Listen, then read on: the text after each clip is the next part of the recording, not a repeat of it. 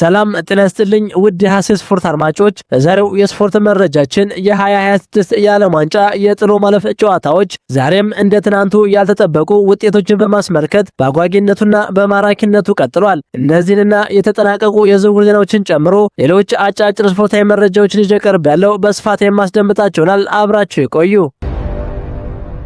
የ2026 የዓለም ዋንጫ እጅግ አስደናቂና ያልተጠበቁ ውጤቶች የታዩበት የጥሎ ማለፍ ጨዋታዎች ትናንትም ቀጥለው ሲደረጉ በምድብ ጨዋታዎች ጠንካራ መከላከልና ስልታዊ ብስለት ያሳዩት ሶስቱ አናብስት ትናንትም የበላይነቷን በማሳየት ኮንጎን 2-1 በማሸነፍ ወደ 16ቱ ማለፋቸውን አረጋግጠዋል። የሶስቱን አናብስት የድል ግቦች ሃሪኬን ሲያስቆጥር በዓለም ዋንጫው አምስተኛ ጎሉን በማስቆጠር ለወርቅ ጫማ እየተፎካከረ ይገኛል።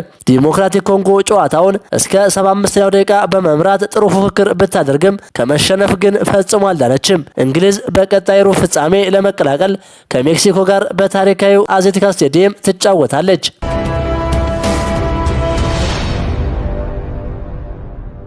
ሌላው የ32ቱ ዙር የጥሎ ማለፍ አጓጊ መርሃ ግብር በሲያትል ስቴዲየም ከአውሮፓና ከአፍሪካ እጅግ አስደናቂ የተጫዋቾች ስብስብ ያላቸው ሁለቱ ሀገራት ቤልጅየም ከሴኔጋል ትናንት ምሽት 5 ሰዓት ላይ ያደረጉት ተጠባቂ ጨዋታ በቤልጅየም 3-2 አሸናፊነት ተጠናቋል። እስከ 85ኛው ደቂቃ ድረስ 2-0 በሆነ ውጤት እየመራች የነበረችው ሴኔጋል በዓለም ዋንጫው ታሪክ የማይረሳ ተአምራዊ ካምባክ ካደረገችው ቤልጅየም ጋር ባከናወነችው ጨዋታ በስተመጨረሻ 3-2 በሆነ ውጤት ተሸንፋ ከውድድሩ ውጭ ሆናለች። በ85ኛው ደቂቃ ላይ ለየትኛውም እግር ኳስ አፍቃሪ ቤልጅየም ወደ 16ቱ ዙር ታልፋለች ብሎ ማሰብ ዘበት ነበር።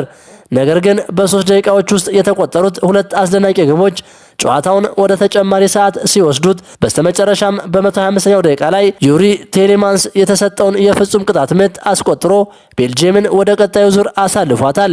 በዓለም ዋንጫ ታሪክ ውስጥ ከሚጠቀሱ እጅግ አስደናቂ ጨዋታ አንዱን በዓይናችን አይተናል። ሴኔጋል እጅግ ድንቅ በሆነ ብቃት ብታሳይም የምሽቱ ድል ግን ለቤልጅየም ተጫዋቾች ሆኗል።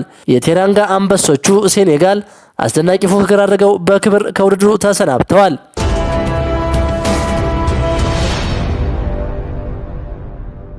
ሌላዋ የዓለም ዋንጫ አዘጋጇ አሜሪካ ቦስኒያ ሄርዞጎቪናን 2-0 በሆነ ውጤት በማሸነፍ 16ቱን ተቀላቅላለች። የዓለም ዋንጫውን እያዘጋጁ የሚገኙት አሜሪካ፣ ካናዳና ሜክሲኮ ሶስቱም ሀገራት በጥሎ ማለፍ እንመለከታቸዋለን። አሜሪካ በቀጣይ ጥሎ ማለፍ መርሃ ግብር ከቤልጅየም ጋር በሲያትል ጨዋታቸውን ያደርጋሉ። የአውሮፓ እግር ኳስ ማህበር በፕሪሚየር ሊግ ክለቦች ላይ ቅጣት አስተላለፈ።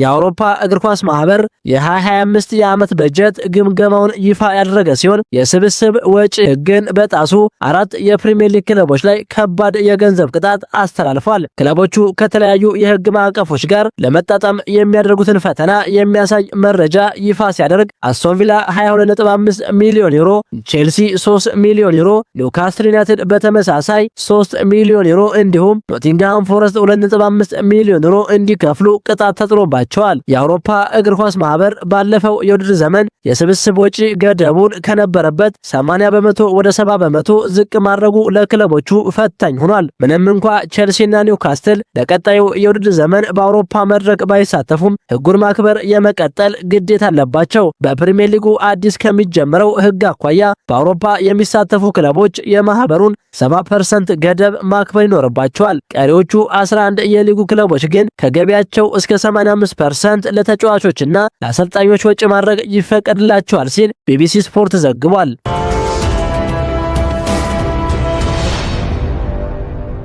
ፋብሪዚዮ ሮማኖ እንዳወጣው መረጃ ከሆነ የሰሜን ለንደኑ ክለብ ቶተንሃም ሆትስፐር ሳንድሮ ቶናሊን ከኒውካስትል ዩናይትድ በ92.5 ሚሊዮን ፓውንድ እና እየታየ የሚጨመር 7.5 ሚሊዮን ፓውንድ የዝውውር ዋጋ አስፈርሟል። የተጫዋቹ የዝውውር ሂሳብ አጠቃላይ 100 ሚሊዮን ፓውንድ ሲሆን በ2025/26 የውድድር ዓመት በሊጉ ለመቆየት የሊጉ መጨረሻ ሳምንታት ተአምር ያስፈልገው ቶተንሃም ለቀጣዩ የውድድር ዓመት በስፋት ወደ ገበያ መውጣቱን ፋብሪዚዮ ተናግሯል።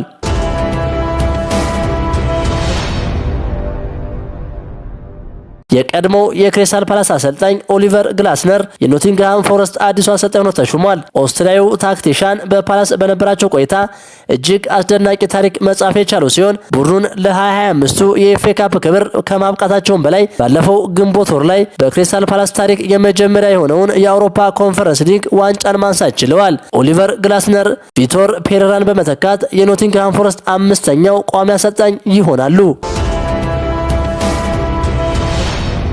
ቶተንሃም ሆትስፐር የዌስትሃም ዩናይትዱን የ21 ዓመት ፖርቹጋላዊ አማካኝ ማቲያስ ፈርናንዴዝን ለማስፈረም በ85 ሚሊዮን ፓውንድ ዋጋ ስምምነት ላይ መድረሱን ስካይ ስፖርት ዘግቧል። ቶተንሃሞች ለዝውውሩ የተጠየቁትን 85 ሚሊዮን ፓውንድ ለመክፈል ፈቃደኛ መሆናቸው ዝውውሩን ከማንቸስተር ዩናይትድ እንዲነጥቁ ምክንያት ሆኗል። የዝውውር በክለቡ የዝውውር ሪከርድ የሆነ ከፍተኛ የዝውውር ዋጋ ሲሆን የ21 ዓመቱን ተጫዋች ለማስፈረም ማንቸስተር ዩናይትድን ጨምሮ በርካታ ታላላቅ የአውሮፓ ክለቦች ከፍተኛ ፉክክር ቢያደርጉም ስፐርሶች የዌስትሃምን የዋጋ ጥያቄ ሙሉ በሙሉ በመቀበል የዝውውር ፉክክሩን በበላይነት አጠናቀዋል። ይህም በቀጣይ ዓመት ለቶተንሃም የአማካይ ክፍል ለየት ያለ ጥንካሬና ተጨማሪ አማራጭን ያላብሳቸዋል ተብሎ ይገመታል።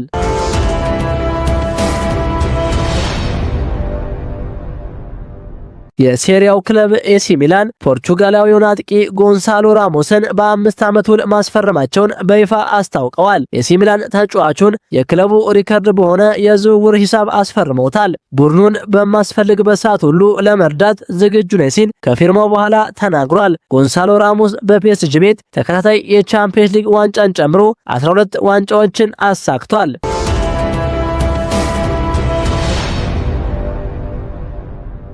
ጀርሚ ጃኬት በይፋ የሊቨርፑል ተጫዋች ሆኗል። በ60 ሚሊዮን ፓውንድ የዝውውር ዋጋ ከስታንድ ሬኒስ ሊቨርፑልን የተቀላቀለ ሲሆን ለቀጣዮቹ 5 ዓመታት ለአንድ ተጨማሪ ዓመት አማራጭ በሚራዘም ውል በአንፊልድ ቆይታ ያደርጋል። ዝውውሩ በጥር ወር የተጠናቀቀ የነበረ ቢሆንም ከዛሬ ጀምሮ በይፋ የክለቡ አካል ሆኗል።